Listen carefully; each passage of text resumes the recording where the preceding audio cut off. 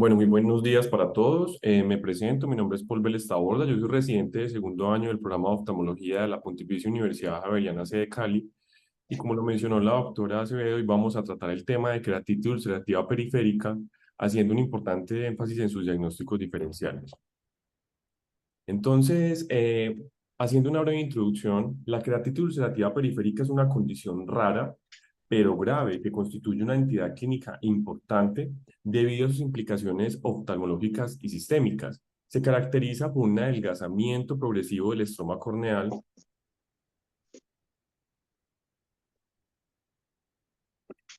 Qué pena. Se caracteriza por un adelgazamiento progresivo del estroma corneal periférico con un defecto epitelial asociado.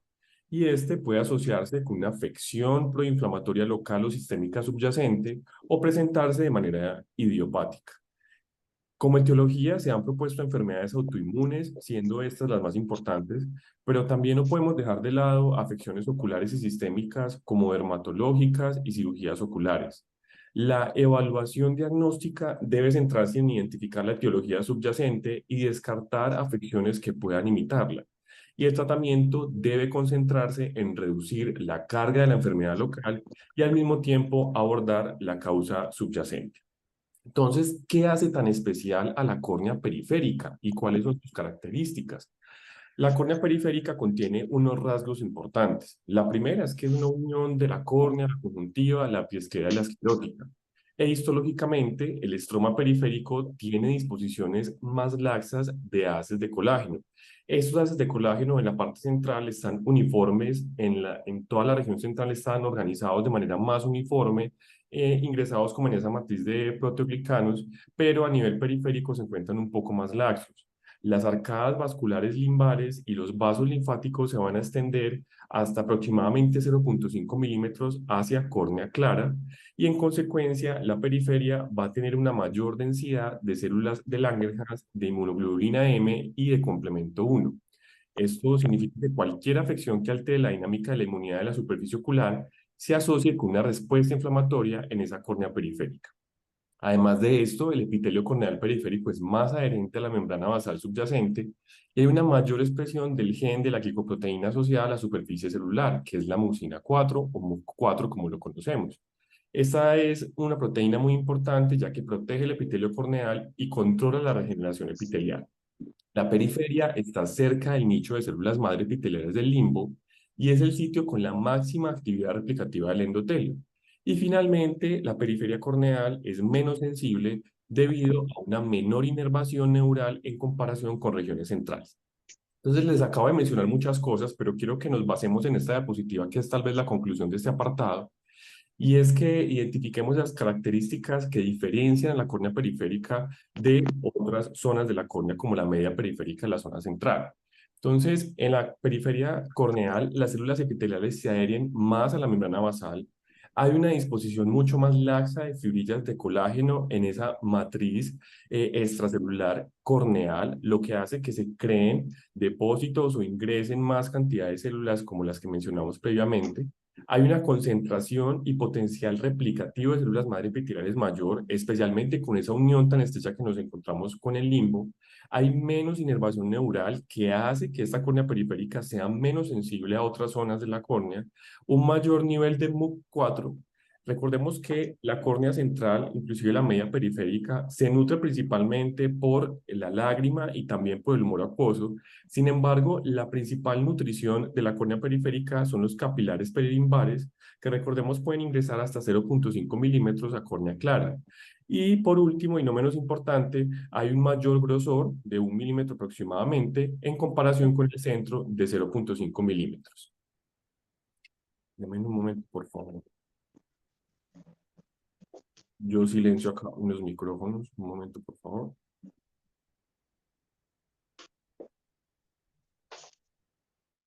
Perfecto.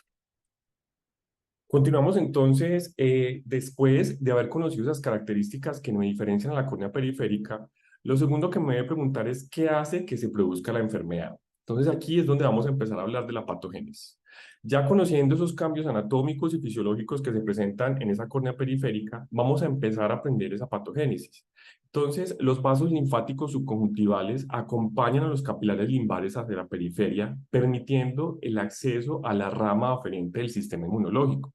Eso conlleva el aumento de la inflamación a través de este suministro vascular y linfático y da como resultado esa ulceración corneal periférica, debido a la liberación de enzimas proteolíticas de esas mismas células reclutadas. Esa arquitectura vascular limbal, asociada a esos complejos apretados de colágeno corneal en la periferia, facilitan que se creen complejos inmunes que se depositen, al igual que inmunoglobulina M y también complemento 1 en esa misma periferia corneal. Y las células de Langerhans y los macrófagos limbales se van a presentar en el limbo y en la periferia corneal y van a actuar para propagar la lesión corneal mediada por ese sistema inmunológico. Y la presencia de esas células T activadas en lágrimas en pacientes con condiciones inmunes ya subyacentes puede desarrollar o exacerbar las reacciones inmunes en esta misma queratitis ulcerativa periférica. Y además en el brazo humoral, los autoanticuerpos contra antígenos del estroma corneal están involucrados en la patogénesis de la destrucción en esta misma queratitis ulcerativa. Entonces, en la patogénesis de la queratitis ulcerativa periférica tenemos cuatro pilares fundamentales que debemos entender para poder asimilar cuáles son esas características que hacen que la queratitis ulcerativa periférica tenga una complejidad importante a nivel autoinmune. Entonces, se incorpora la inmunidad celular a través de las células T, se incorpora la inmunidad humoral a través del complemento y la inmunidad innata, las células B y los anticuerpos, y también juegan una parte muy importante las metaloproteinasas de matriz. Entonces, hablemos un poco acerca de cada una de ellas. Iniciemos con esa inmunidad de las células T. Entonces, la polarización de la respuesta de las células T y posterior a la liberación de citoquinas, sabemos que juegan un papel muy importante en la protección contra los patógenos, así como en condiciones inmunopatológicas. Sin embargo, sabemos que el papel de los subconjuntos de las células T en las enfermedades autoinmunes se ha debatido ampliamente. Y hoy sabemos que esas mismas células T pueden ser patógenas para nosotros al causar directamente daño tisular o mediante producción no regulada de autoanticuerpos y citoquinas proinflamatorias. Adicionalmente a eso, hablando específicamente del complemento y la inmunidad innata, la vía del complemento puede activarse mediante la vía clásica a través de complejos antígeno-anticuerpo o también a través de la vía alternativa, que es la unión directa con el complejo C3b. Este C1 es activado por el complejo antígeno-anticuerpo iniciando la cascada y C1 es una molécula muy grande y va a residir principalmente en córnea periférica y en limbo por esa misma disposición de los haces colágenos. Y la inmunoglobulina M sabemos que también es una molécula que es grande, que es pesada y que también la vamos a encontrar de manera predilecta en esa misma periferia. Entonces, tras esa activación se forman complejos como el complejo C3A y C5A, que son quimiotácticos y van a activar tanto a neutrófilos como eosinófilos, y finalmente se forman complejos como el C5, 6, 7, 8 y 9, que van a ser responsables de provocar la destrucción del estroma y la lisis de las membranas celulares. Adicionalmente a eso se suma la actividad de las células B y los anticuerpos. Algunos pacientes con artritis reumatoide tienen una pérdida de la tolerancia normal de las células B a sus autoantígenos y algunos tienen inmunoglobulina E sérica que se dirige específicamente contra su inmunoglobulina G, que es lo que nosotros conocemos como el factor reumatoide. Esos complejos inmunes pueden depositarse en la córnea periférica y provocar la activación del complemento. Esto conlleva inflamación y ulceración de la córnea y los anticuerpos a antiproteína citrulinada o anti-CCP se asocian con hallazgos mucho más graves si lo presentan los pacientes. En los pacientes con lupus eritematoso sistémico hay una intolerancia a las células B que conduce a una producción de anticuerpos como anticuerpos antinucleares ANA, en donde se forman inmunocomplejos que afectan la eliminación de las células apoptóticas. Y en la granulomatosis con polangeitis, granulomatosis de Weniger, los anticuerpos anticitoplasma de neutrófilos, lo que denominamos los ANCAs, se van a unir a los receptores formando complejos que liberan enzimas proinflamatorias y citoquinas. Y finalmente, para hablar del cuarto mecanismo, las metaloproteinasas de matriz. Recordemos que el estroma corneal va a estar formado por esas laminillas de colágeno que van a estar organizadas y están incrustadas fielmente en una estructura de glucosaminoglicanos. Entre esas laminillas vamos a encontrar macrófagos, linfocitos, leucocitos polimorfonucleados y fibroblastos conocidos como los queratocitos. Estas metaloproteinasas de matriz van a ser una familia de endopeptidasas, enzimas proteolíticas que resultan de la degradación y la descomposición de componentes específicos de la matriz extracelular. Y va a regular su actividad por unos componentes que son los denominados inhibidores tisulares, que a partir de ahora vamos a llamar como TIMP. El desequilibrio y la expresión inducida de estos TIMP dan como resultado una alta actividad colagenasa y una mayor destrucción y ulceración del tejido. Aunque existen subtipos de metaloproteinasas de matriz, estas exhiben especificidad de sustrato, mecanismo de acción y una estructura general que es similar. Entonces aquí les acabo de mencionar estos cuatro mecanismos importantes, pero esta tal vez es la gráfica de mayor relevancia y que concluye todos estos cuatro mecanismos que les acabo de mencionar. Entonces, inicialmente hay unos factores genéticos, que son esos autoantígenos, el factor reumatoideo, los ANCAS positivos, los antirro positivos, etcétera, que se van a vincular a autoanticuerpos. Estos autoantígenos, junto con autoanticuerpos, crean unos complejos inmunes. Esos complejos inmunes tienen la capacidad de activar las proteínas del complemento y adicionalmente a eso forman un puente para vincularse con estos mismos receptores del complemento y con receptores de células B. Por la vía de la activación del complemento, tienen la capacidad de hacer quimiotaxis y acumular neutrófilos y macrófagos. Estos neutrófilos y macrófagos, como consiguiente, van a aumentar la cantidad de proteolasas, ya sea la MMP1, 2, colagenasas y elastasas, y esto crea un imbalance entre estas mismas metaloproteinasas de matriz y las mismas inhibidores que son los TIMPs. Este imbalance conlleva que se genere la colagenolisis, es decir, la destrucción del estroma corneal. Adicionalmente a eso, por la parte celular, tenemos las células T, específicamente la CD4, que a través de la expulsión de interleuquina 4 va a activar células T que hacen parte de los subgrupos de las respuestas TH1, TH2 y TH17. Estas respuestas, tanto TH1 como TH2, van a liberar citoquinas proinflamatorias como la interleuquina 1, el factor de necrosis tumoral alfa, la interleuquina 4, 5 y 13, que van a propiciar y perpetuar esas lesiones periféricas, ayudando a que se desarrolle también la queratitis ulcerativa. Y finalmente tenemos a las células B nativas que van a incorporar entonces o van a activar esas células B plasmáticas, y esas células B plasmáticas también tienen la capacidad de expulsar o llevar consigo también citoquinas proinflamatorias como la interleuquina 6, 21 y TGF-beta, que van a propiciar también toda esta cascada inflamatoria, que se va a propiciar especialmente por ese defecto estromal que se está generando, por los vasos donde está llegando más cantidad de complejos de autoantígenos con autoanticuerpos, y adicionalmente donde están esas células como las células de Langerhans y la hemoglobina M y complemento 1 que se va a incorporar también en esa zona periférica específicamente por la distribución de las laminillas de colágeno. Perfecto. Ya entendiendo un poco esa fisiopatología a la cual nos enfrentamos a la hora de hablar de la queratitis ulcerativa periférica, hablemos un poco de sus principales etiologías. Entonces, la queratitis ulcerativa periférica puede ser causada por una gran variedad de trastornos, afecciones que pueden ser infecciosas como no infecciosas. Las no infecciosas van a incluir patologías autoinmunes, patologías dermatológicas, neurológicas y postquirúrgicas. Y el diagnóstico de la causa subyacente va a ser crucial para reducir la mortalidad y la morbilidad sistémica y ocular. Cuando hablamos de la etiología de la queratitis ulcerativa periférica, eh, nos acordamos de una gran cantidad de etiologías, y este cuadro es un poco pesado, pero es importante que se los presente porque nos muestra la gran cantidad de etiologías que nosotros podemos tener a la hora de enfrentarnos a un paciente con una queratitis ulcerativa periférica. Entonces, nuestro paciente lo podemos enfrentar a través de una causa infecciosa, en la cual podemos dividir las causas sistémicas, como por ejemplo la tuberculosis, la sífilis, la enfermedad del IME, la gastroenteritis por salmonela, la artritis gonocócica, varicela zoster, etcétera. También tenemos causas locales, como lo son las infecciones por estafilococos, estreptococos, gonococos, por moraxella catarralis, por pseudomonas originosa, los mismos virus de herpes zóster, clamidia trachomatis, etcétera.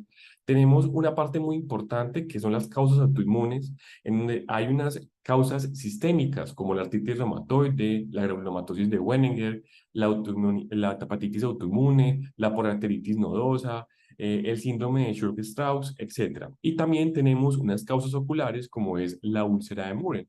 También las causas dermatológicas no las podemos dejar de lado: el acné rosácea, el pemphigoide cicatricial, el síndrome de Steven-Johnson, las causas neurológicas como la xeroftalmia, y no podemos tampoco dejar de lado las causas posoperatorias como por ejemplo el post-LASIK, la post-trabeculectomía corneal y el post-crosslinking, reportados como etiologías de la queratitis ulcerativa periférica.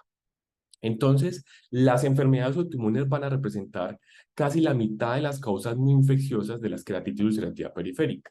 Y la artritis reumatoide se va a llevar sin duda alguna los aplausos, representando más del 34% de las queratitis ulcerativas periféricas no infecciosas, con afectación bilateral hasta en el 50% de los casos.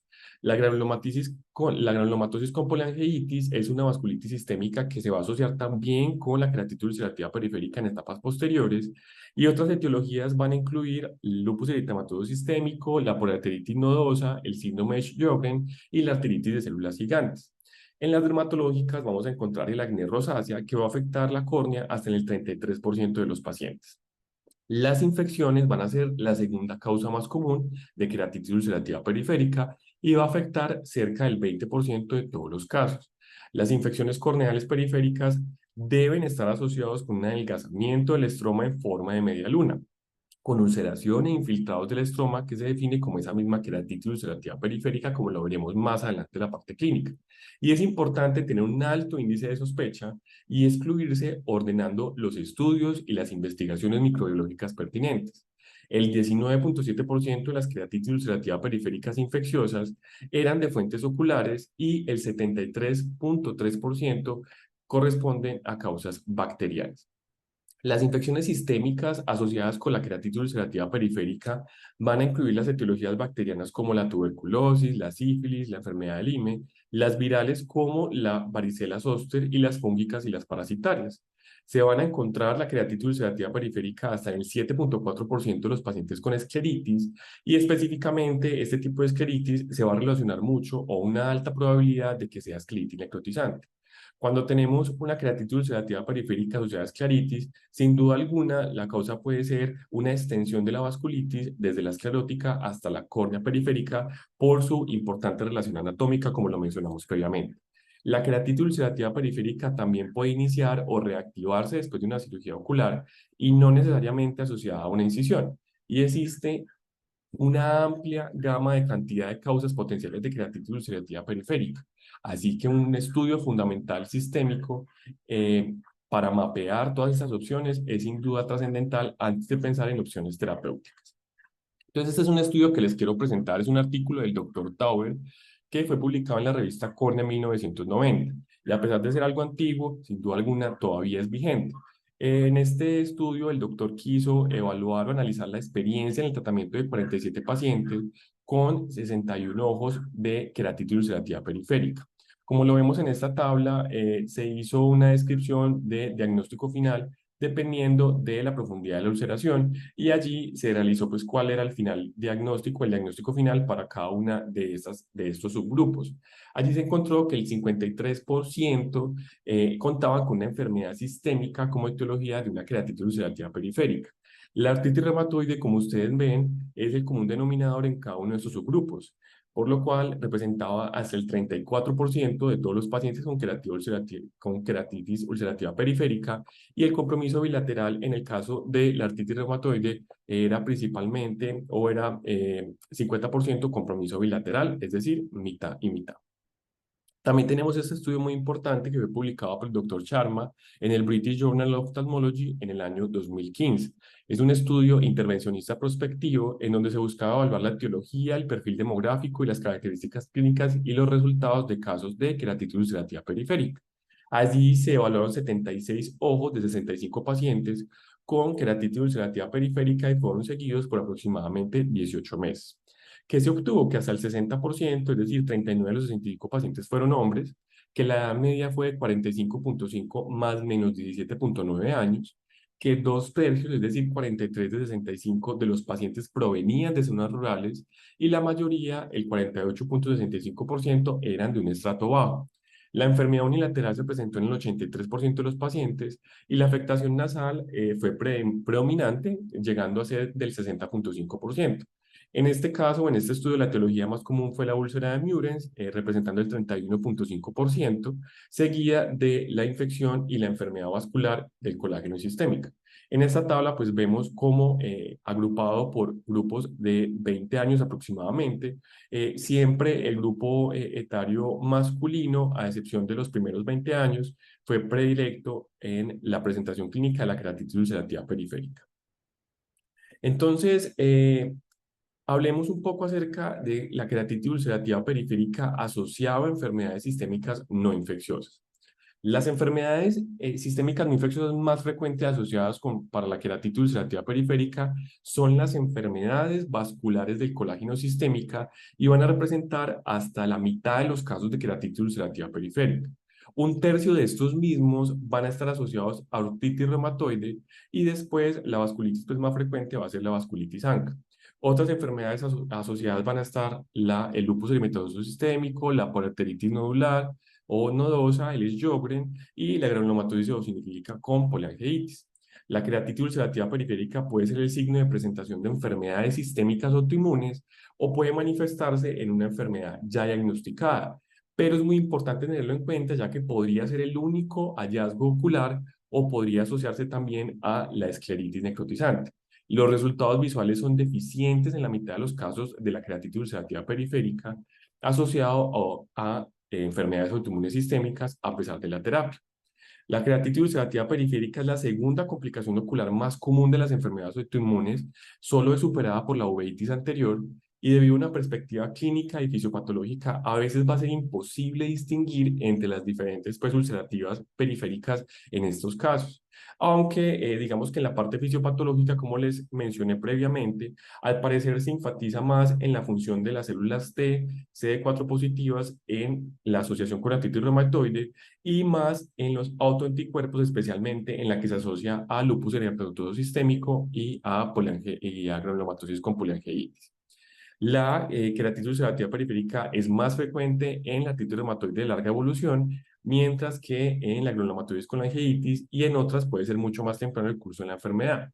Sin embargo, los casos de queratitis ulcerativa periférica se distinguen principalmente de la presentación clínica, de los biomarcadores y los exámenes auxiliares. Este es un estudio publicado por la doctora Levitt en la revista Cornea en el 2016.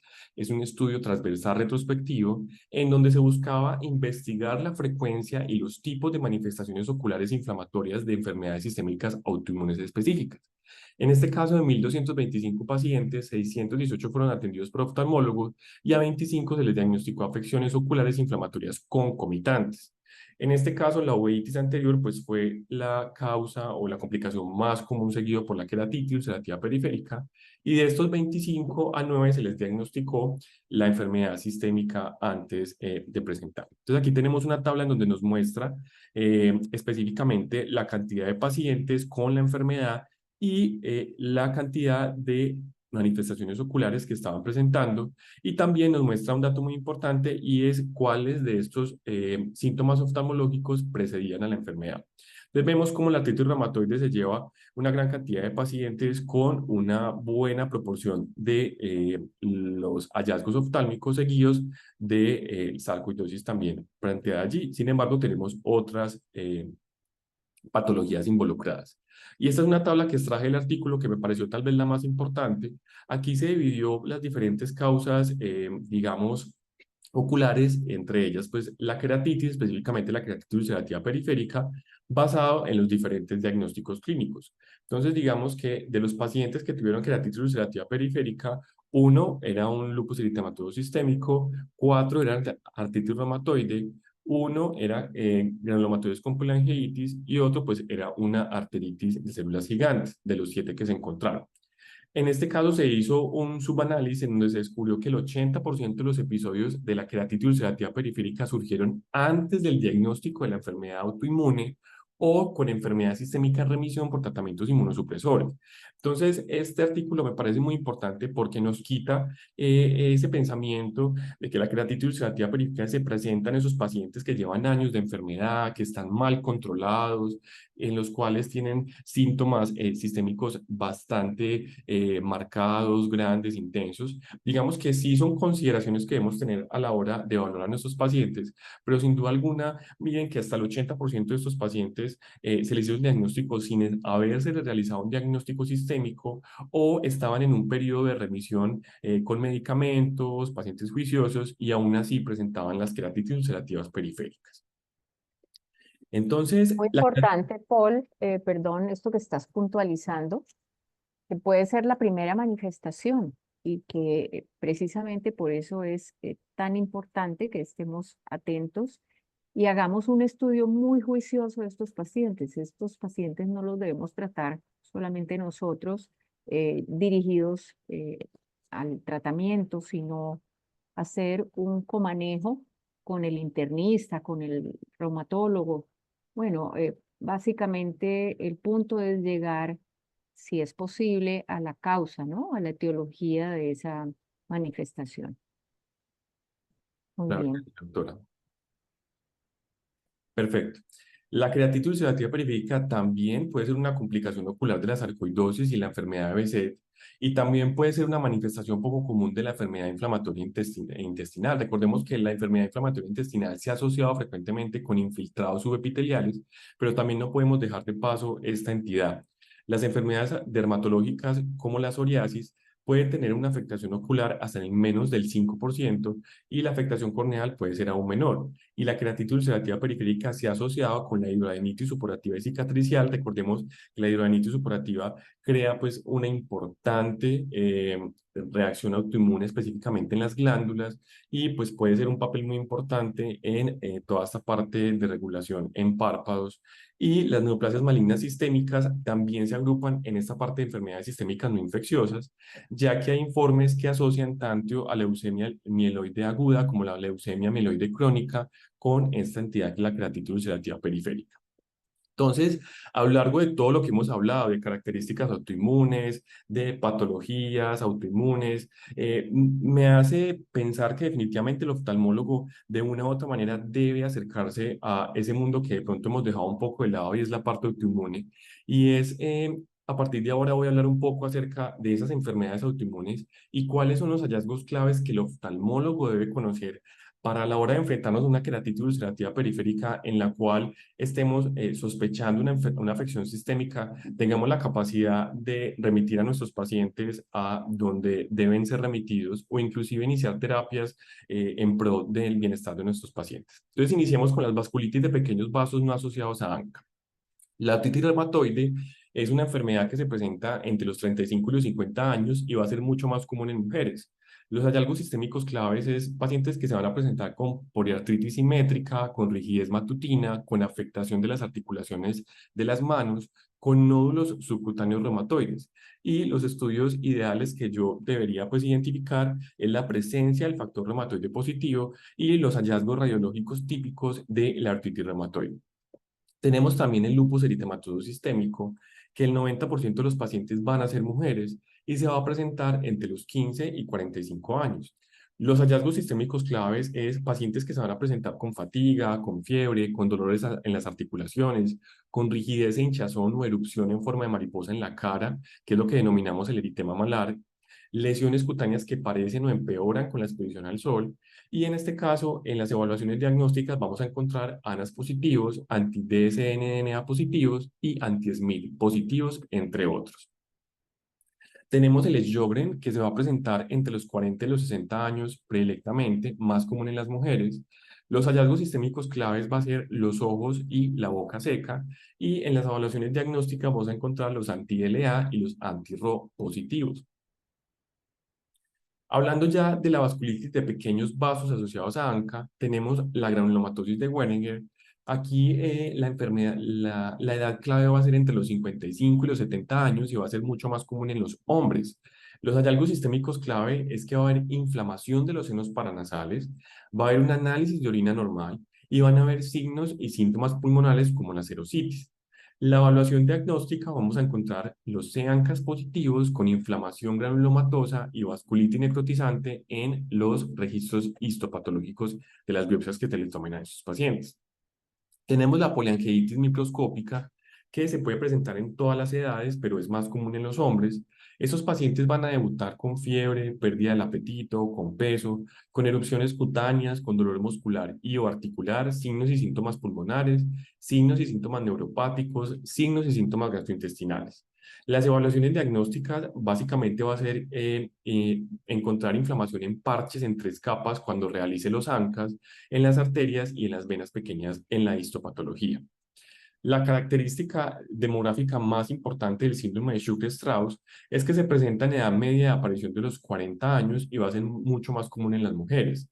Estos pacientes se van a presentar con asma, con signos y síntomas neuropáticos periféricos y con infiltraciones pulmonares transitorias. En las evaluaciones diagnósticas, estos pacientes van a cursar con eosinofilias prominentes, con eosinófilos extravasculares en las histopatologías. Pasemos ahora a las vasculitis de vasos de mediano tamaño. Aquí tenemos a la poliarteritis nodosa o el PAM. Las características demográficas es que se va a presentar entre los 40 y los 50 años y va a ser más presente en los hombres. Y como hallazgos sistémicos clave va a haber fiebre, pérdida de peso, púrpura palpable, una ulceración e infarto de la piel, hipertensión arterial de reciente aparición, dolor testicular si estamos enfrentándonos a hombres. Y en las evaluaciones diagnósticas vamos a tener virus o serología para el virus Epstein-Barr y estenosis vascular focal o microaneurismas en las neuroimágenes de TAC o resonancia magnética nuclear. Pasamos finalmente a las vasculitis de gran tamaño. Aquí tenemos entonces la arteritis de células gigantes que se va a presentar más en mayores de 50 años, más frecuentemente en mujeres. Estos pacientes van a cursar con dolor de cabeza, con sensibilidad en el cuero cabelludo y va a haber claudicación de la mandíbula. La evaluación diagnóstica o lo que vamos a encontrar es tener una BSG y una PSR elevadas. La enfermedad de Takayasu se presenta en menores de 40 años, adultos jóvenes, y va a ser más común en hombres. Básicamente lo que nos vamos a enfrentar es a pacientes con claudicación de las extremidades, disminución del pulso de las arterias braquiales y soplo sobre las arterias subclavias. La evaluación diagnóstica se identifica a través de un estrechamiento arteriográfico presente en la aorta. Otras enfermedades autoinmunes, entonces tenemos la enfermedad de Behçet, como les mencionaba previamente. La enfermedad de Behçet se presenta en pacientes jóvenes de 20 a 50 años, va a ser igualmente prevalente entre los hombres y las mujeres y tiene hallazgos sistémicos claves y es que se va a presentar con aftas oculares y aftas genitales. Los pacientes van a referir estas situaciones. Las pruebas diagnósticas es la prueba de Petergia positiva y el HLA-B51 positiva igualmente. La sarcoidosis se presenta en pacientes entre 20 y 60 años, va a ser más común en mujeres. Van a haber signos y síntomas pulmonares, presencia de linfoadenopatías y lesiones cutáneas. Y las evaluaciones diagnósticas se van a realizar específicamente con la enzima convertidora de angiotensina y la liosima elevados. La enfermedad inflamatoria intestinal se presenta en pacientes mucho más jóvenes, entre 15 y 30 años. Va a ser igualmente prevalente en hombres y mujeres. Y los hallazgos sistémicos es que hay síntomas y signos gastrointestinales. Dependiendo si me estoy enfrentando a colitis ulcerativa o enfermedad de Crohn, pues voy a tener ciertas diferencias entre uno o el otro. Y las evaluaciones diagnósticas es tener estudios de heces anormales, hallazgos característicos a la colonoscopia de esta enfermedad. La esclerosis sistémica progresiva se presenta entre los 40 y los 50 años, va a ser más común en mujeres. Esos pacientes van a cursar con fenómeno de Raynaud, con esclerodactilia y con telangiectasias cutáneas, y el diagnóstico, sin duda alguna, va a ser clínico. Con respecto a la policondritis recurrente, se presenta entre los 40 y los 60 años, va a ser igualmente prevalente entre los hombres y mujeres, o más en las mujeres, y los pacientes se van a presentar con fiebre, placas eritematosas dolorosas, inflamación nasal y auricular, y el diagnóstico también es exclusivamente clínico. Con respecto a la psoriasis, se presenta entre los 20 y 50 años, más común en las mujeres, mujeres jóvenes. Se van a presentar manchas rojas en la piel con escamas plateadas, que es como ese signo patognomónico de la psoriasis, y el diagnóstico sin duda alguna va a ser clínico igualmente. Con respecto al pioderma gangrenoso, se presenta entre los 15 y los 30 años. Las lesiones cutáneas van a ser dolorosas y comienza con una pequeña protuberancia roja en la piel y como mucho de las afecciones dermatológicas de las que estamos hablando, el diagnóstico es clínico. Y hablando, pues, un apartado pequeño, las neoplasias malignas, la leucemia amiloide crónica aguda, perdón, la vamos a presentar en pacientes más allá de los 50 años y va a ser más presente en los hombres. Los pacientes se van a presentar con síntomas B, fiebre, dolor en los huesos, letargia, fatiga, piel pálida, con evaluaciones diagnósticas que son los recuentos anormales de los glóbulos rojos. Y también tenemos la leucemia amiloide crónica, pacientes también más allá de 50 años, más común en los hombres, que se van a presentar con fiebre, dolor en los huesos, letargo, fatiga, piel pálida, y lo que vamos a encontrar es un recuento anormal de células sanguíneas periféricas igualmente. Bueno, entonces, ya haber hablado pues como de apartados importantes o características importantes muy flash de cada una de estas enfermedades nos va a dar instrumentos o herramientas para poder de una u otra manera poder catalogar a nuestros pacientes en alguna patología, por lo menos identificar si nos estamos enfrentando a una vasculitis, a una enfermedad dermatológica, a una enfermedad neurológica o inclusive si estamos pensando en una patología neoplásica. Ahora hablemos un poco de las enfermedades infecciosas sistémicas. Entonces, algunas infecciones sistémicas se han asociado a la queratitis ulcerativa periférica. La tuberculosis sistémica puede predisponer a la queratitis ulcerativa periférica tanto en los pacientes pediátricos como en los pacientes adultos.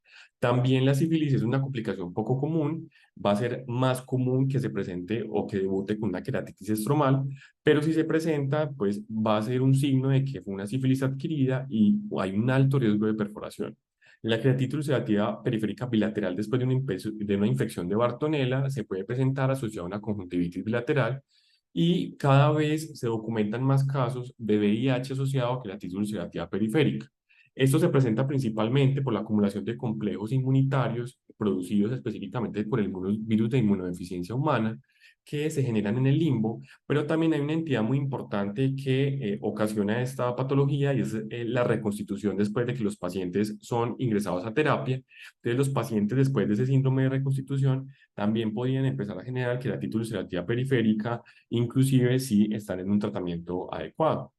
Y tanto el virus de la hepatitis B como la hepatitis C, por el mecanismo de crioglobulinemia, por acumulación en vasos pequeños, puede generar también esta queratitis ulcerativa periférica. Hablemos un poco entonces de la queratitis ulcerativa periférica después de las cirugías oculares.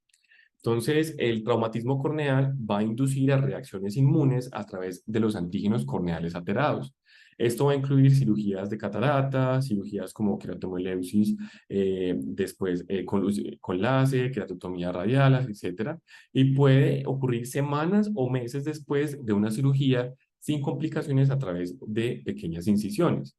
E inclusive no se puede asociar o muchas veces no se asocia al sitio en donde se generó la misma incisión. Hay una controversia acerca de la queratitis ulcerativa periférica posoperatoria y es si se debe denominar como una entidad única o como un signo de una enfermedad sistémica subyacente. Y lo que es claro es que la queratitis ulcerativa periférica leve, sin enfermedad subyacente, puede considerarse como aislada, pero en los casos graves es razonable realizar estudios sistémicos detallados cuando me estoy enfrentando a una queratitis ulcerativa periférica después de un procedimiento quirúrgico.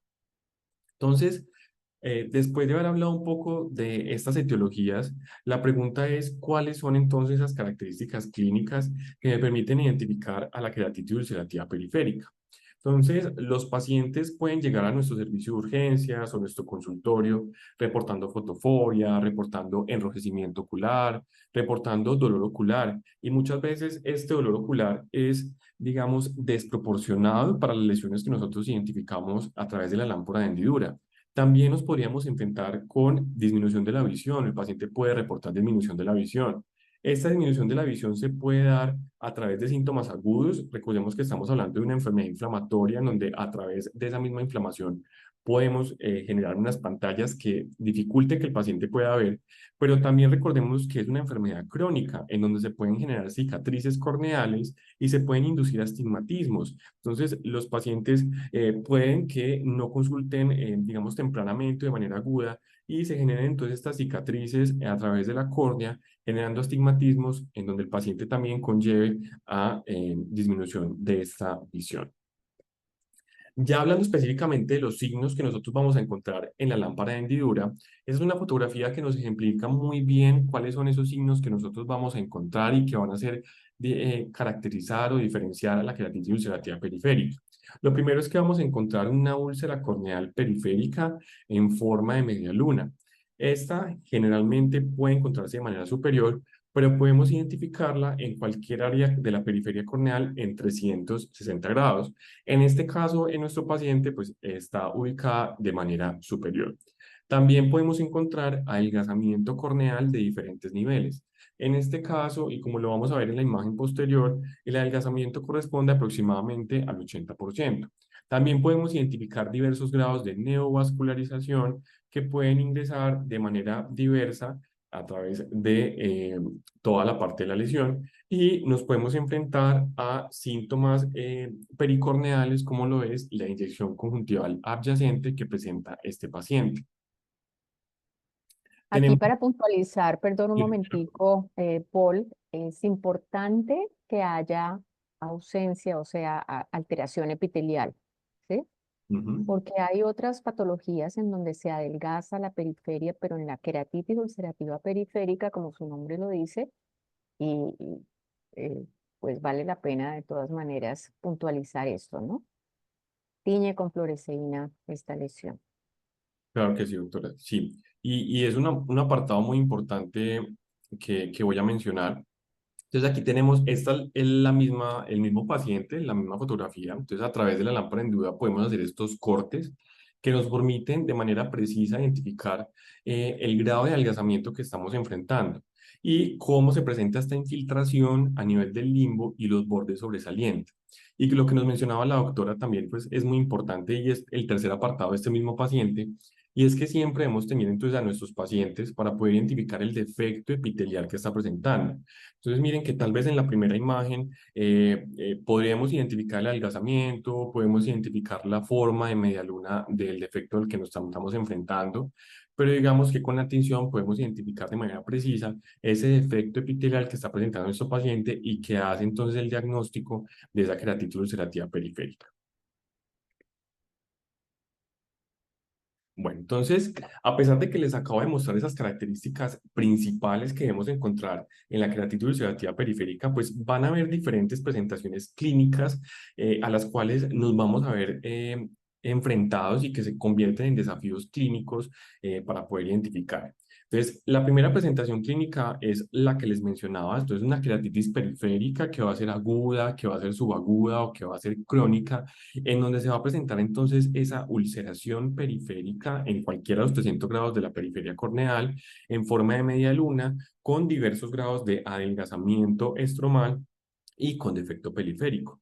Además de eso, pues va a haber entonces una afectación no solamente de esa periferia corneal, sino también de ese componente limbar, por lo cual se va a presentar diferentes grados de neovascularización. También en, digamos, en entidades un poco más agresivas podemos identificar inclusive una alta inflamación en la cámara anterior que puede conllevar inclusive a hipopión y nos hace confundir de otras patologías o de diagnósticos diferenciales, pero también debemos tenerlo presente en estas presentaciones clínicas agresivas de las queratitis ulcerativas periféricas. También tenemos otra presentación clínica que es la afectación que involucra la córnea yustalimbar, la conjuntiva, la epiesclera, la esclerótica adyacente, ya sea a través de una escleritis nodular o una escleritis necrotizante. Entonces aquí tenemos un paciente, las imágenes de arriba A y B representan el ojo derecho y estas representan el ojo izquierdo. Entonces vemos cómo no solamente se presentan las características de esa queratitis ulcerativa periférica que mencionábamos, entonces aquí tenemos entonces toda la parte de la úlcera, que en este caso va más o menos desde las 9 hasta la 1, en forma de media luna, en donde se puede identificar por el haz de la biomicroscopía cómo hay un adelgazamiento importante corneal, pero observemos aquí cómo también hay unos signos importantes de piescleritis, con esa inflamación, esos vasos tortuosos que llegan a la neovascularización de la misma lesión y que nos hace pensar entonces que no solo nos estamos enfrentando a una entidad netamente corneal, sino que también pues tenemos una afectación ya en la piesclera. Digamos que puede ser una epiescleritis, pero también nos podemos ver enfrentados a alteraciones conjuntivales, como inyección conjuntival, como conjuntivitis asociadas, a las epiescleritis, como lo vemos en este paciente, y también a formas un poco más agresivas y graves, como la escleritis nodular o la escleritis necrotizante.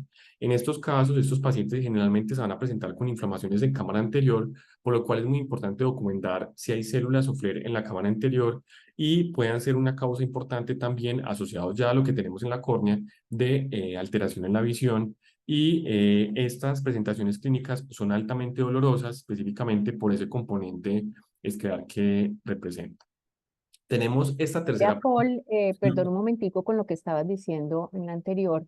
La presencia de uveitis anterior no es un factor que usualmente acompañe la queratitis periférica ulcerativa. Eh, Pueden en algunos casos, como el que estás describiendo, coexistir, pero cuando uno ve queratitis ulcerativa periférica, usualmente esos pacientes no tienen uveitis anterior. Eh, es lo que normalmente Vale, suele ver, ¿no? perfecto, doctora. Si la tienen, pues obviamente es un cuadro inflamatorio mucho más severo, no diciendo que la PUK por sí sola no lo sea, Ujú, porque con todo lo que hemos hablado, pues has resaltado este factor, que es una cosa muy grave, sí, supremamente grave. Pero es curioso y aquí puedo abrir un poquito de discusión para eh, interrumpir un momentico. ujú. ¿Con qué frecuencia, siendo que no es esta patología muy frecuente, la PUK, ustedes ven asociada uveitis anterior? Eh, Gerson, Diego, Daniel, el doctor Y Navarro, que realmente, que sí, en el comentó, pues, caso mío, primero pues los casos que veo son muy pocos. Yo diría que si yo veo 1 o 2 casos al año y tal vez en el hospital es sí. mucho y generalmente pues no los veo asociados a uveitis anterior. Yo pienso que, como decía la doctora, si hay uveitis anterior, pues ya serían casos de pacientes muy descompensados Y o ya con además, una larga data. correcto, y además podría sugerirnos una sobreinfección. Ujú. Esa es una cosa que tenemos casi siempre que pensar, ¿no? Porque usualmente las PUCs no tienen iritis asociada, curiosamente. Listo, gracias, Gerson. Eh, eh, Continúa. Buenos días a ¿Sí? todos. Hola, A ver, mi Dieguito. experiencia es similar a la de Gerson y yo creo que donde con más frecuencia vemos pacientes con esta patología es en el hospital. Y en ese orden de ideas se vuelve uno como muy sensible a encontrar cualquier cuadro inflamatorio periférico, porque como lo mencionó Paul y estoy totalmente de acuerdo, es en muchas ocasiones el signo heraldo de una patología sistémica. Entonces, hay que estar muy pendiente de esto. La etiología es múltiple, pero yo creo que aquí prima el olfato clínico. Y la Ujú, verdad es que no es muy frecuente encontrarlo con uveitis anterior.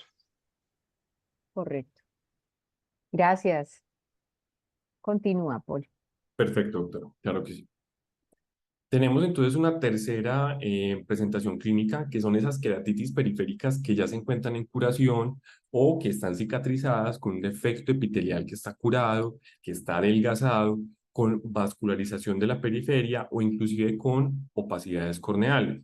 Estas cicatrices o estas vascularizaciones inclusive pueden ser lo suficientemente grandes y graves como para reducir la visión en muchos de los pacientes y causar entonces alteraciones importantes en la visión, especialmente pues en casos graves, severos, donde no se les realizó un tratamiento agudo importante o temprano y causa pues ya pérdida de la visión o una alteración de la visión. Entonces aquí tenemos entonces un defecto ya cicatricial en donde hay una importante opacidad en esa región periférica con una importante vascularización periférica igualmente y adelgazamiento también corneal, como lo vemos aquí en el haz de hendidura de la biomicroscopía.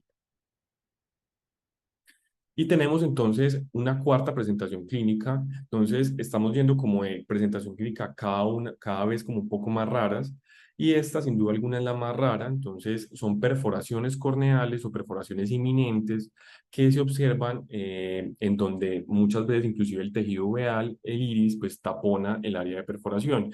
Estas son emergencias oculares y complicaciones potencialmente graves de la queratitis ulcerativa periférica. Entonces vemos un caso en donde en la estrellita pues claramente se observa cómo hay un tejido uveal que está taponando o está autosellando la perforación secundaria a esa queratitis ulcerativa periférica. Entonces, sin duda alguna, las perforaciones son muy raras. Si la queratitis ulcerativa periférica es rara, pues las perforaciones aún más, pero siempre debemos tener presente esta entidad cuando nos enfrentamos a pacientes pues con queratitis ulcerativa periférica. Específicamente, si esta queratitis ulcerativa periférica es de un debut agresivo asociado a una enfermedad sistémica con un debut agresivo, y también si nos estamos enfrentando a patologías como escleritis necrotizante asociada o escleritis nodular, específicamente, y aquellos pacientes pues que no reciben tratamiento sistémico ni también con un tratamiento pues tópico apropiado, que ya lo hablaremos un poco más adelante. Bueno, aquí tenemos entonces también otro caso de perforación pues corneal, donde también la estrellita muestra cómo el tejido uveal, en este caso pues el iris está autosellando la perforación secundaria pues esa queratitis ulcerativa periférica. Ahí, doctora, pues finalizo como la parte clínica, no sé si de pronto Sí, está bien.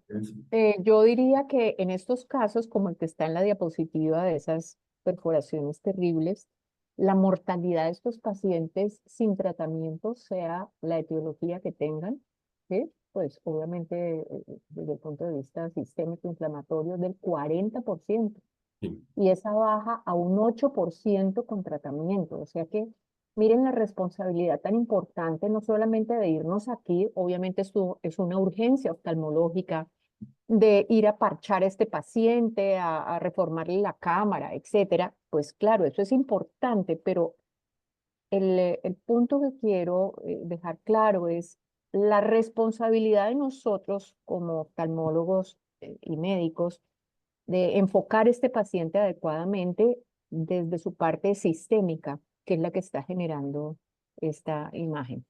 ¿Ok? Perfecto, Bueno, doctor, claro que sí. continúa entonces con diagnósticos diferenciales. Luego, Sí, doctora. Entonces, ahora hablemos un poco acerca de los diagnósticos diferenciales de la queratitis ulcerativa periférica. Entonces, hablemos inicialmente de la queratitis marginal y los infiltrados catarrales.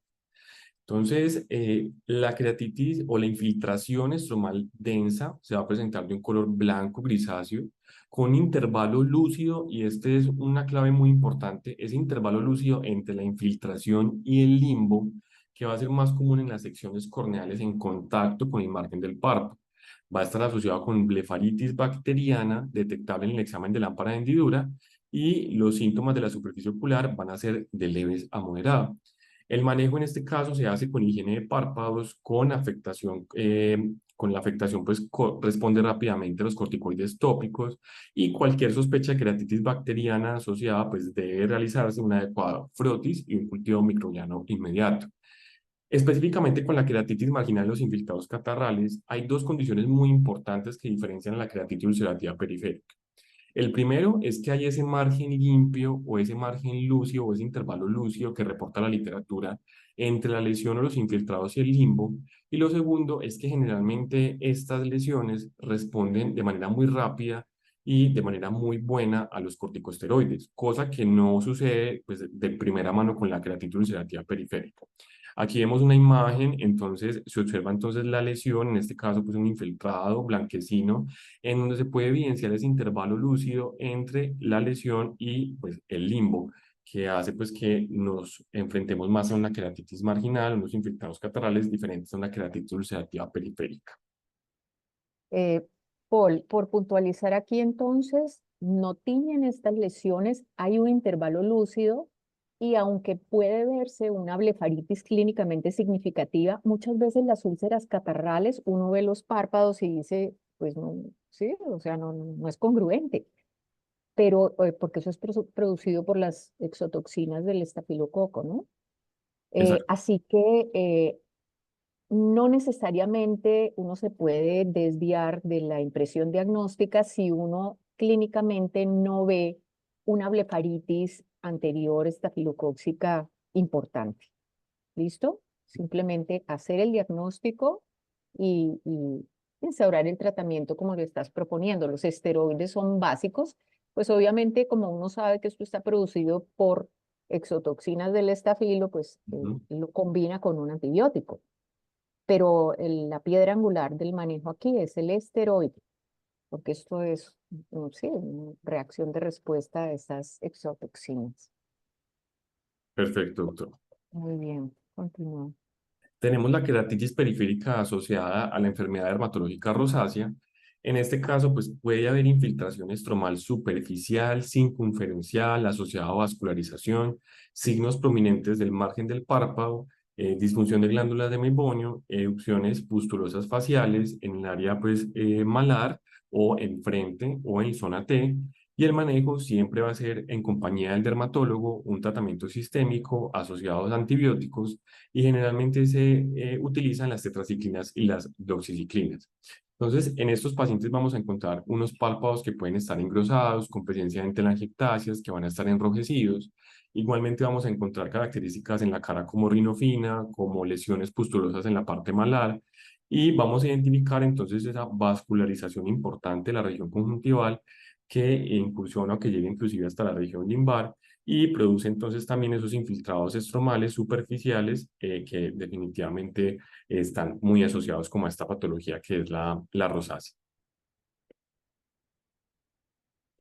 Tenemos la queratitis periférica asociada con la disfunción de glándulas de meibomio.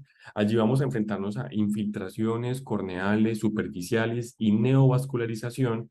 También nos vemos enfrentados a inyección conjuntival asociado a la presencia de meibomitis y telangiectasias del margen palpebral. En este caso es muy importante identificar los párpados, hacer un análisis de ellos, identificar que se presenten obstrucción, turgencia de las glándulas de meibomio asociado pues al engrosamiento de los párpados, inclusive también a la presencia de las telangiectasias y a las lesiones pues asociadas. En este caso pues muy importante tener presente la queratoconjuntivitis también asociada pues como a este cuadro. El manejo va a ser con higiene de párpados, con antibióticos tópicos y con agentes antiinflamatorios. Importante también que en estos casos crónicos de disfunción de glándulas de Meibomian uno puede ver adelgazamientos periféricos cubiertos pues por estas macropanos eh, y en otros casos nódulos de Salzmann, ¿no? Pero nunca aquí hay tinción epitelial positiva.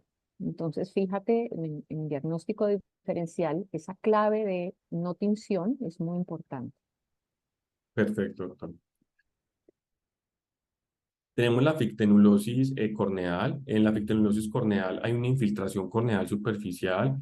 Va a haber pues también la parte de un componente, creo que esta diapositiva se me repitió, pero la fictenulosis corneal entonces vamos a encontrar una especie de engrosamiento, crecimiento asociado a la parte del párpado que va a generar entonces esa lesión crónica por la parte mecánica y pues la fictenulosis corneal debe hacerse un seguimiento apropiado, con manejo con antiinflamatorios e igualmente pues con una adecuada caracterización de la misma lesión.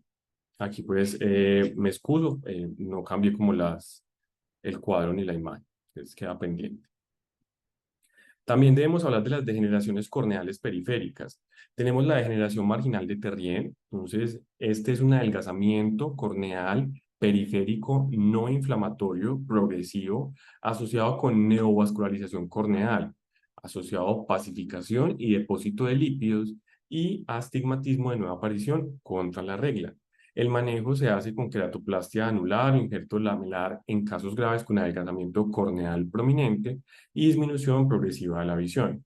Esta es una imagen pues muy bonita donde nos muestra la degeneración marginal de Terrier, en este caso pues 360 grados, en donde se evidencian también esos depósitos lipídicos y una neovascularización que se presenta en 360 grados en este paciente.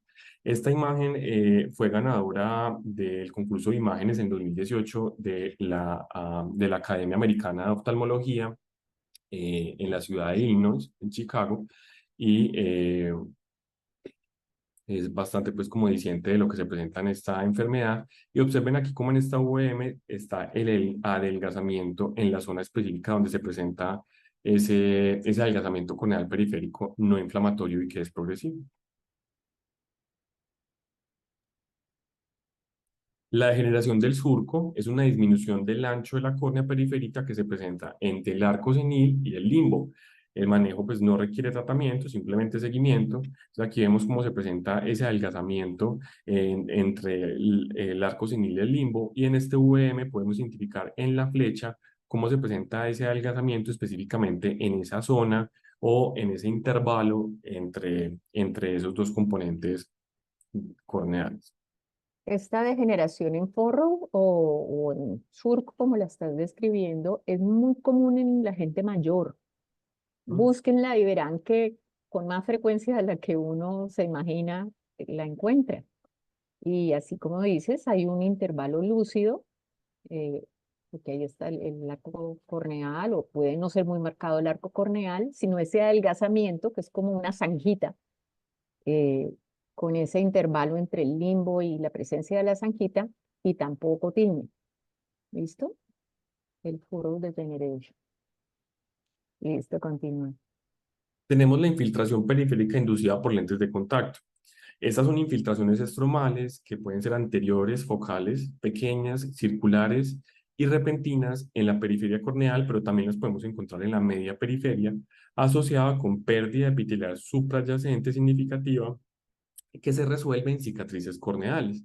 En este caso, pues se deberían retirar los lentes de contacto. El uso de antibióticos tópicos va a ser opcional dependiendo de las características clínicas que estoy observando, y se debería realizar ante cualquier sospecha bacteriana un cultivo microbiano inmediato. Entonces aquí, como vemos en la imagen, son esas infiltraciones estromales anteriores focales que muchas veces se acompañan de lesiones ya cicatriciales. Entonces, lesiones nuevas con lesiones cicatriciales, y que se pueden presentar no solamente en periferia corneal, sino que también se pueden presentar en media periferia, como lo vemos en esta imagen, y que es una característica importante pues para diferenciarlo de la queratitis ulcerativa periférica. El Delen corneal, entonces, el Delen corneal es un adelgazamiento corneal periférico debido a una deshidratación estromal. Está asociado con una elevación paralimbar que puede inducir una ruptura localizada en la capa aceitosa precorneal de las lágrimas. El tratamiento es con lubricación, presencia de parches y, si es posible, pues un lente de contacto terapéutico. Entonces aquí vemos un típico Delen corneal, vemos que es muy periférico, que es muy limpio, que no tienen neovascularización y tampoco infiltrados ni engrosamientos a la parte limbar ni tampoco a la parte corneal, y hace pues como muy característico este hallazgo en los pacientes.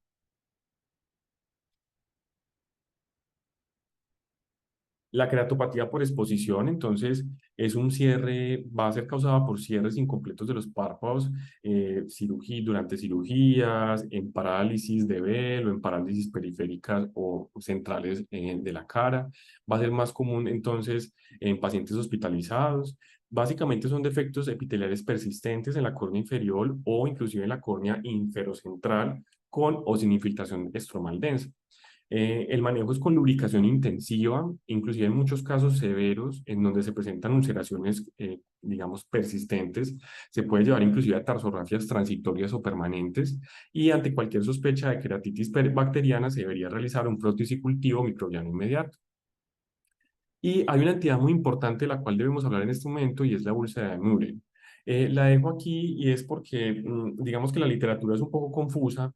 En muchos apartados se encuentra como un diagnóstico diferencial, pero en muchos otros se encuentra como una característica idiopática de una queratitis ulcerativa periférica. Entonces, la úlcera de Muren es la entidad más similar a la queratitis ulcerativa periférica, y se puede considerar en muchos casos como una forma idiopática. La fisiopatología básicamente es una afección autoinmune que desencadena a través de antígenos específicos de la córnea, expuestos debido ya sea a un trauma o una cirugía. Es una úlcera unilateral crónica de progresión lenta en adultos mayores, o se puede presentar como úlcera bilateral de progresión rápida en adultos más jóvenes. Una de las características más importantes de la úlcera de Murin es el dolor, que es muy intenso, que es desproporcionado a la lesión que estamos observando y que es mucho más intolerable que la queratitis ulcerativa periférica. Se asocia a enrojecimiento y a fotofobia. Por definición, no va a existir ninguna afección inflamatoria sistémica o una causa subyacente, aunque se puede asociar con algunas condiciones como las infecciones helmínticas, al virus de la hepatitis C y a la presencia del HLA-DR17 y al DQ2. Básicamente, la úlcera de Monin comienza con el limbo y se continúa extendiendo circunferencialmente hasta llegar al centro. Se encuentra más común en la zona nasal o temporal adyacente al limbo interpalpebral. No hay afectación escleral, a diferencia de la queratitis ulcerativa periférica, no se presenta con alteraciones esclerales. Generalmente adelgazamiento escleral, adelgazamiento asociado, y puede haber entonces también vascularización de la úlcera. Puede progresar a un defecto circunferencial completo, dejando una córnea central intacta, opaca y edematosa, y en casos graves la córnea central también puede ser consumida por esa membrana fibrovascular y puede producirse una perforación. Entonces aquí tenemos... Perdón, Paul, en el cuadro anterior, algo que no queda ahí claro es, no hay afectación escleral a diferencia de la PUK. Pues en la PUK no necesariamente hay afectación escleral, ¿no? Por Sí, es extensión podría, pero ahí eso queda confuso. Sí, doctora, creo que es muy importante como precisar eso. En la queratitis ulcerativa periférica, como mencioné previamente, son en algunos casos atípicos, hay afectaciones escleral que son, digamos, Correcto. bastante raros. Y digamos que si hay una afectación escleral, me hace o me da la posibilidad de descartar que se trate de una úlcera de Muren. Básicamente es como eso, pero Bueno, es bastante raro sin duda alguna. Aquí pues hay algunas presentaciones clínicas. Este es un mismo paciente. Las imágenes superiores son el ojo derecho y las imágenes inferiores son el ojo izquierdo. Aquí observamos entonces esa misma característica, como ustedes ven, muy parecida a la queratitis ulcerativa periférica. Entonces una úlcera periférica, inclusive también puede estar en forma de media luna, con adelgazamiento corneal y con diferentes grados de vascularización. Aquí con el haz de hendidura podemos identificar ese mismo adelgazamiento corneal que se está presentando, y en el ojo izquierdo vemos que está mucho peor. Entonces es una condición bilateral en un paciente joven, es mucho peor porque ya hay una úlcera mucho más grande que va más o menos desde las 9 hasta la 1, con un adelgazamiento más importante y con una vascularización aún más intensa. además esta úlcera duele, ¿no? A diferencia del Sí, terrien. sí, El muro es duele, muy es dolorosa. más frecuente en hombres jóvenes usualmente. Puede ser unilateral. Bueno, Sí. entonces siempre pensarla también con todo lo que estás describiendo. Sí, exacto, doctora. Y asociado a lo que usted mencionaba, digamos que el doctor Watson nos propone una clasificación de Muren para identificarlo dependiendo de los tipos. Entonces nos dice que hay un tipo 1 en donde se presentan, es unilateral, específicamente en pacientes más viejos o pacientes ya adultos. Es más común en mujeres, es muy severo, el dolor es muy intenso, desproporcionado a la lesión, con una progresión rápida, con un manejo digamos, difícil y con digamos, unos outcomes bastante pobres y con complicaciones raras. Tenemos la tipo 2, que es bilateral, que se presenta más en adultos jóvenes, más en los hombres, puede ser doloroso de moderado a severo y con una progresión lenta y también con un outcome, digamos, muy pobre al tratamiento. Y con respecto al tipo 3, es como una mezcla, digamos que puede ser bilateral, pacientes de mediana edad o pues pacientes ya adultos, el dolor es moderado con una progresión lenta y con unas recurrencias pues bastante comunes a diferencia de los otros y con complicaciones que también son más raras. Entonces ahí pues hay como varias diferencias o presentaciones clínicas que podemos encontrar según la clasificación de Watson. Entonces vemos que es una patología que puede ser bastante diversa.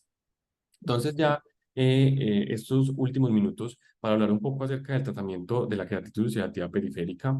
Básicamente el tratamiento es personalizado y es un enfoque basado en la evidencia de la etiología en la cual el clínico está pensando, y el simple hecho de tratar la enfermedad corneal puede producir, digamos, resultados muy desalentadores para el oftalmólogo, a menos de que se esté pensando en una enfermedad sistémica y se dé el tratamiento adecuado. Entonces, lo primero que debo evidenciar es si me estoy enfrentando a una queratitis ulcerativa periférica de un origen infeccioso o de un origen inmune, inflamatorio no infeccioso.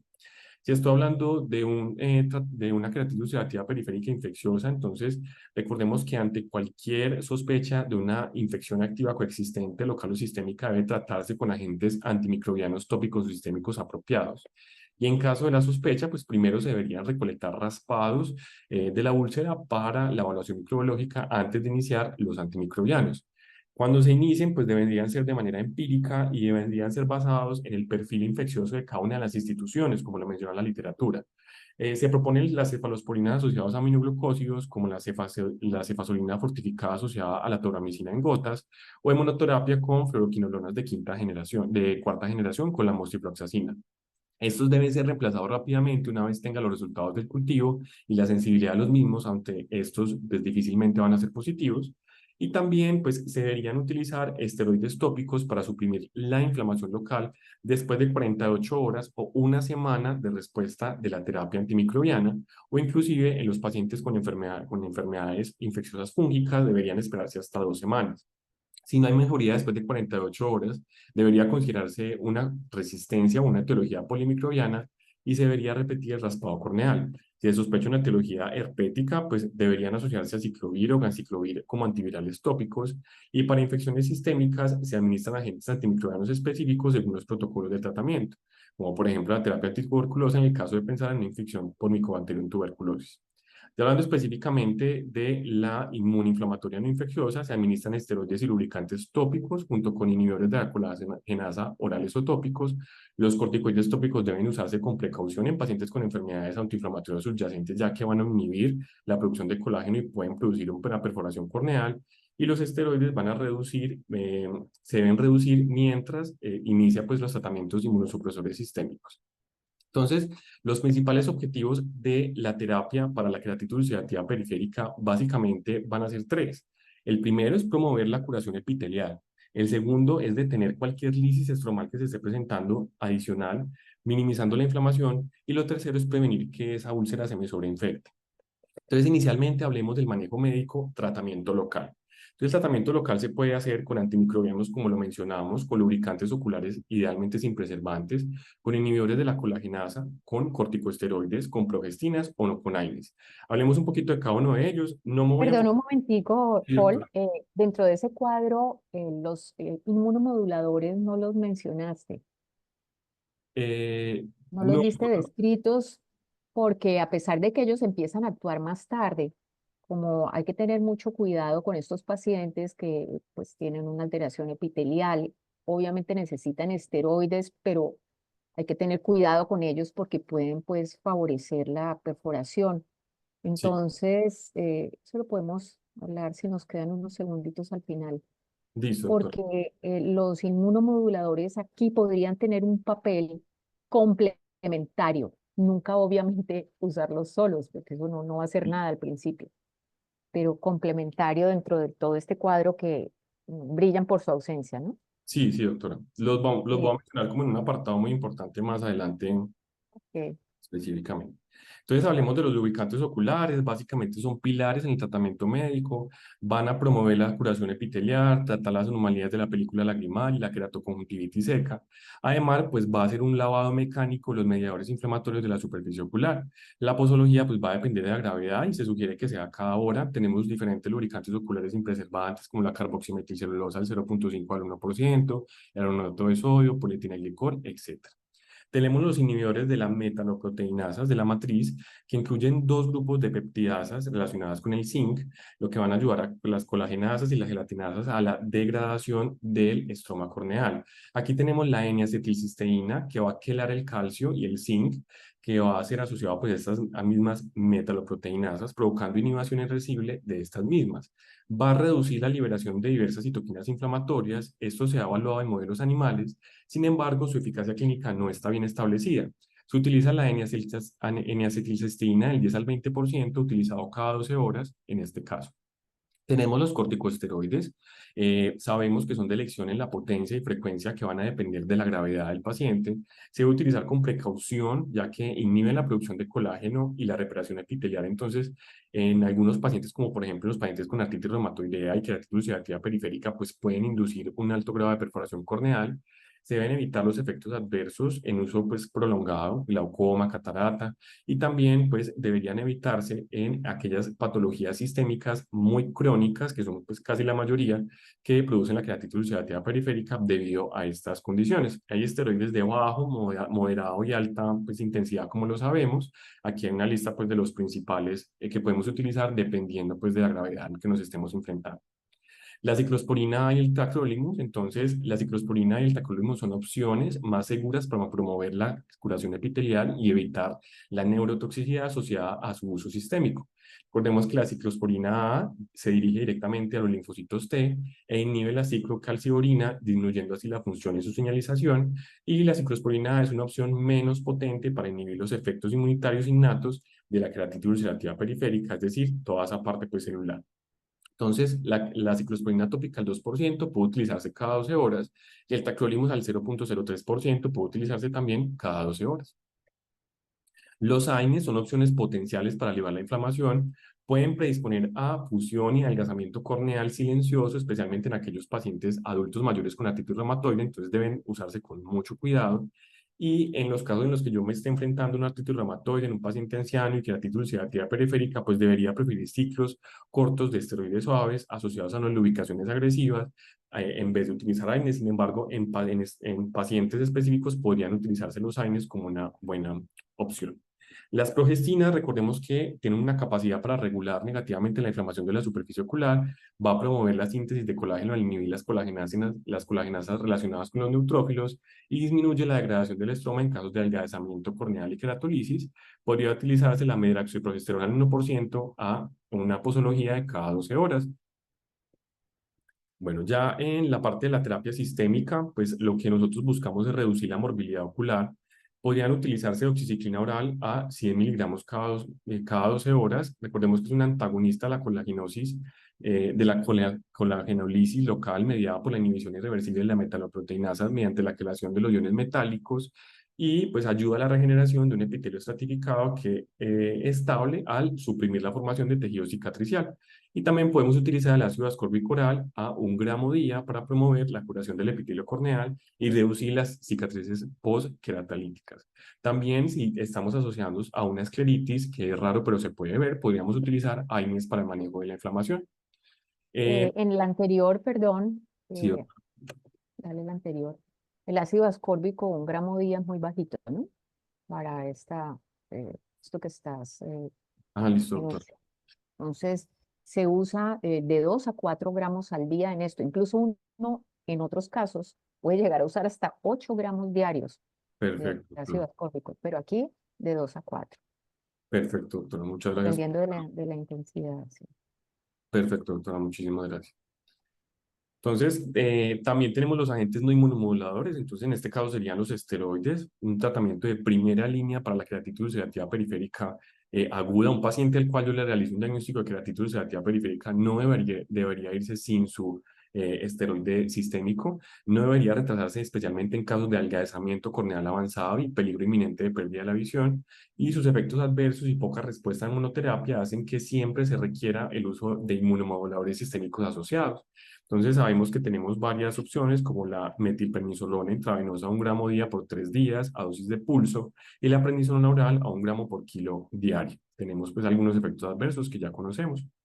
También hay diversos agentes inmunomoduladores, digamos que iba a hablar un poco a cada uno de ellos, pero digamos que por el tiempo voy a obviarlo, pero digamos que es muy importante siempre realizar esta terapia asociado a el internista o al reumatólogo con el objetivo de identificar cuáles son los agentes específicos más ideales en el contexto de la enfermedad al cual me estoy presentando en estos pacientes. Entonces tenemos diferentes agentes citotóxicos como por ejemplo la ciclofosfamida, el metotrexate, la zatropina y el micofenolato, que son como los más utilizados en esta patología, pero también nos estamos enfrentando a una gran cantidad de nuevos agentes biológicos que también hacen parte del arsenal del tratamiento en estos pacientes, como rituximab, infliximab, adalimumab, etcétera, que pueden ser pues bastante beneficiosos en estos pacientes.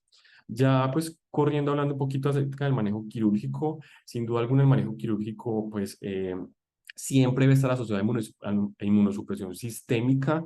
No debe haber un manejo quirúrgico si el paciente ya no está bajo una inmunosupresión sistémica. Esa inmunosupresión sistémica es obligatoria para reducir el adelgazamiento del injerto, las tasas de rechazo y las recurrencias de la queratitis ulcerativa. Las intervenciones tempranas con inmunosupresión van a restaurar la integridad del ojo hasta el 92% de los casos, y las tasas de supervivencia del urgento a 6 meses van a ser entre 20 y el 40%. Que pueden utilizar adhesivos tisulares, injertos penetrantes o lamerales, trasplantes de membrana amniótica, etc. Y tenemos entonces un gráfico que nos especifica ese triángulo que es el manejo de estos pacientes, una terapia médica que debe ser local, sistémica y a través de una buena referencia al reumatólogo, a ayudarme con algunas, digamos, ayudas de cirugía como las membranas amnióticas o recepciones conjuntivales, y también intervenciones un poco ya más agresivas en el momento en que ya me esté enfrentando a una patología mucho más avanzada. Entonces quiero concluir básicamente con 3 cosas. Primera, que es una enfermedad rara, pero es grave, entonces el oftalmólogo debe conocerla, debe saber diagnosticarla y debe ser el primero en dar el tratamiento, no solamente tópico, sino muchas veces sistémico, para poder que estos pacientes tengan un desenlace muy favorable. La patogénesis autoinmune subyacente pues no se comprende completamente, pero como yo les mostré, se involucran los componentes celulares y autoanticuerpos, y es muy importante reducir la morbilidad ocular mediante métodos tópicos y quirúrgicos, y controlar la inflamación sistémica con la terapia inmunomoduladora es fundamental, no solamente para la morbilidad, sino para la mortalidad de estos pacientes. Bueno, muchísimas gracias, doctora. Creo que quedan 10 minuticos, 8 minuticos para discutir. Sí, Paul, muchas gracias a ti. Ha sido la cobertura de un tema bastante amplio, bastante completa, así que muchas gracias por este esfuerzo. Eh, lo que quiero que quede claro es la importancia de que, aunque como dijiste, es una patología rara, es una patología que hay que considerar como potencialmente mortal, ¿sí?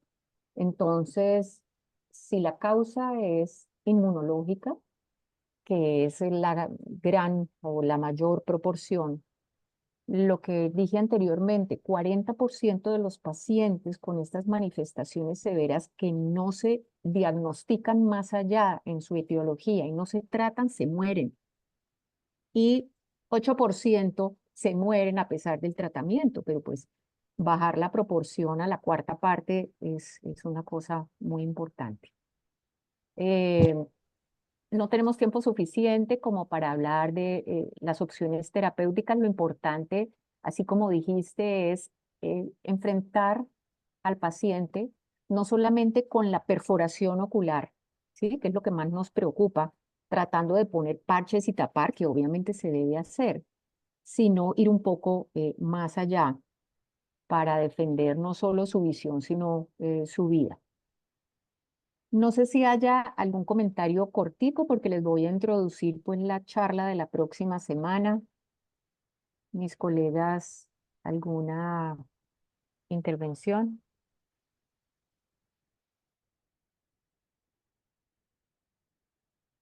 Bueno, entonces la próxima semana empieza la doctora Susana Redondo de la Universidad del Valle con el tema de deficiencia de células madre limbares. Causas, tratamiento, vamos a incluir ahí un artículo que se va a publicar en la revista de córnea del mes entrante, pero ya está como en el aire. Así que todos cordialmente invitados. A ti, Paul, muchísimas gracias por tus presentaciones, por la actual. Buen trabajo has hecho. Espero que hayas aprendido bastante y te esperamos en el tercer año en tu rotación nuevamente. ¿Listo? Doctora, muchísimas gracias. Un abrazo para todos, que tengan un feliz resto de día y si Dios permite nos encontramos la próxima acá por el mismo canal. Hasta luego, muchísimas gracias. Feliz día. Buen día a todos. Gracias, feliz día.